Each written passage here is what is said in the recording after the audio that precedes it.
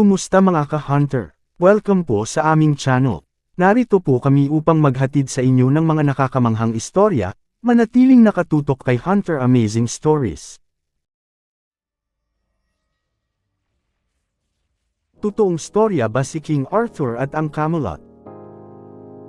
Si King Arthur ay isang medieval, mythological figure na pinuno ng kaharian ng Camelot at ng Knights of the Round Table. Ito ay hindi alam kung mayroong isang tunay na Arthur.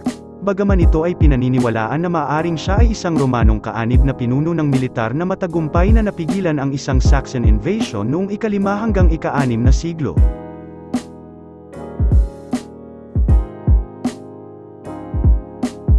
Si King Arthur ay isang medieval, mythological figure na pinuno ng kaharian ng Camelot at ng Knights of the Round Table. Ito ay hindi alam kung mayroong isang tunay na Arthur. Bagaman ito ay pinaniniwalaan na maaaring siya ay isang Romanong kaanib na pinuno ng militar na matagumpay na napigilan ang isang Saxon invasion noong ika-5 hanggang ika-6 na siglo.